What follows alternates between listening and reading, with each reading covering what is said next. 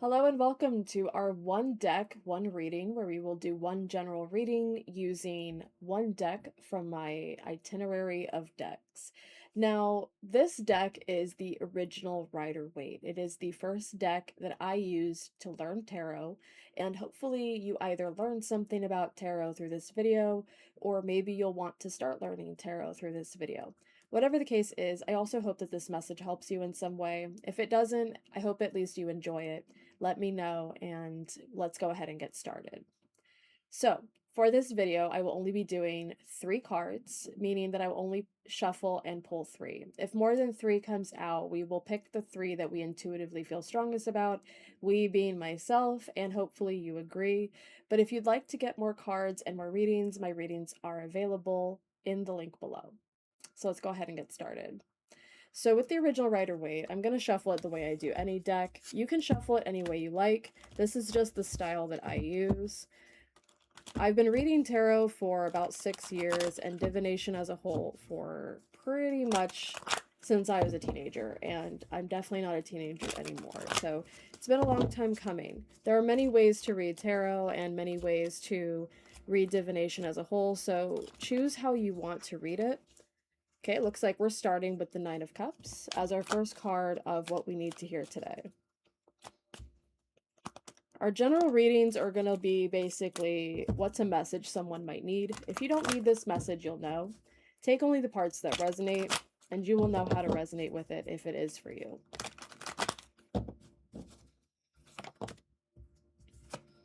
Okay, so let's move this a little bit over so you can see all 3 cards pretty well.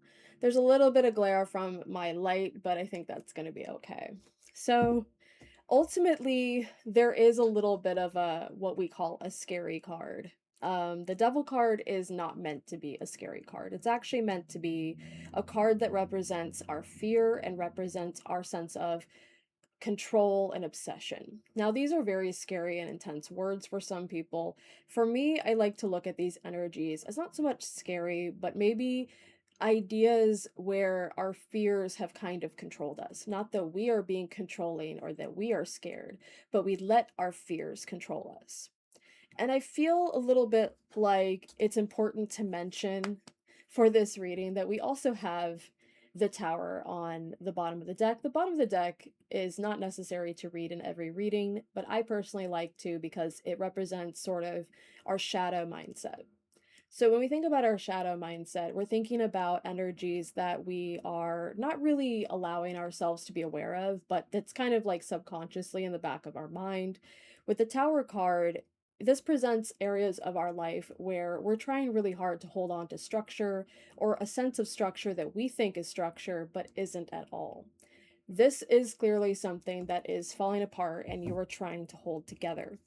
So for whoever this message is for, I hope it's helpful to you, and I hope it's not a huge call out in a negative way. I hope that it's at least helping you understand yourself in a way that's helping you. So if there's any way that this message can help you, I hope that it does. With the Nine of Cups, I'm seeing this as a presentation of an emotional journey. We got what we wanted. We're proud of what we have. And we understand that the feelings that come with what we have is something we should be proud of.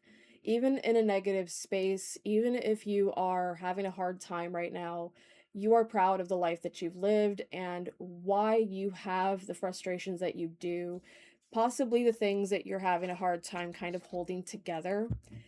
You might be very proud of the way you're holding it together. You might be very confident in the way that you're holding it together, but that doesn't mean that you're supposed to be doing all of that. You can be proud of the mess that's happening in your life, but understand it's still a mess. I feel like there's also this sense of positive or maybe toxic positivity that's kind of entered your life when it comes to sort of understanding the way that this journey has manifested for you. Maybe you're just used to doing things this way. I feel like emotionally speaking, you've been holding on to a lot of feelings and you've been kind of carrying it for a long time with the Knight of Pentacles here.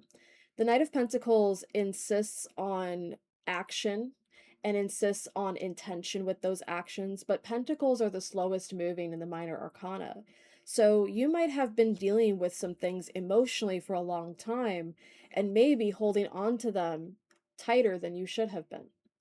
Well, we can't control what happens in our life and we can't really control how we handle things. We can let go a little bit and stop worrying so much about our conditions and what makes us feel this way and how we're handling it because, frankly, it might be causing bigger grief for us to hold on to it the way we're holding on to it. You can't control your circumstances sometimes, and sometimes you can't control how you feel about your circumstances, but you can control the amount of energy that you're putting into or the intention that you're putting into and building in something that really isn't meant to be built that way. I think with the tower card here, we're also seeing a presentation of foundations that were not meant to be held together. The tower card and tower moments in general usually present foundations that were built long before we had grasp of them. Maybe this is something that's been going on longer than you have control over, and that your feelings about it are deeper than you really want to believe. But I think that for you, this energy represents sort of um, kind of maybe an ongoing cycle where you're maybe contributing a little bit more to the situation than you realize. And what you think is well intended is coming off a little bit more negatively than you mean to because you were trying just so hard to present so positively in a situation you don't like, and it's causing a further rift in what the situation is. Now, I don't mean to make any accusations. I believe we're all trying our very best in this life, and I feel like this energy could be turned a little bit more positive than it actually is.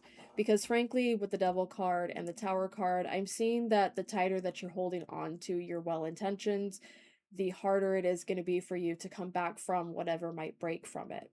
I don't mean to say that your life is going to fall apart. What I am saying, though, is that things that don't have strong foundations are not going to stay together.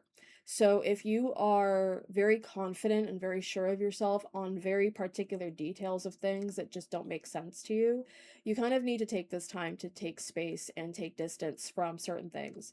Not so much distance that you're losing sight of why you care, but also take enough distance that you are still caring for yourself in this time, in this process. I think for you, you might be caring too much about certain dynamics in your life, certain people in your life, certain relationships in your life, and frankly, it's not about whether the relationship is going to end or is it going to continue. It's really just about how you are presenting yourself in this energy. Do you want to keep presenting yourself as a person who's very proud and will keep pouring energy into things that don't really make sense to you? Or are you a person who's so proud that you're going to put energy and money and even maybe other resources into things that will build over time? I think you kind of already know that there's some sense of structure not being very like sound. So you're trying your best to kind of start build where else it could be more structured. But you're also losing sight of what you're supposed to learn from this tower moment at the same time. You know the tower moment's coming. You know that you're going to get yourself some sort of surprise in this energy, but you can't get away from what you're supposed to learn from it just because you've already started to the process of recovering from it. So, whatever it is that's kind of causing you to recognize the situation for what it is, you are right, but you're too fixated on trying to control the situation and pour into situations you can control rather than recognizing that sometimes it's not about what you can control, but what's controlling you. So that is your message, and I really hope that it resonates with someone or helps someone. Take only what resonates, though, and that is your one card. Sorry, your one deck, one reading using the original Rider-Waite. You can find it anywhere on Amazon or, and I think Barnes& and Noble should have the original Rider-Waite, but there are many decks out there. Pick the one that resonates the most with you. If this one does, feel free to go purchase it in your own space and time when you're ready to. If you want to learn tarot, there are many ways to do so. I am glad to help learn tarot, teach tarot the way that I can, and hopefully this message helped someone and in some way in the future when you do see it. Thank you so much, and best wishes to you all. Thank you.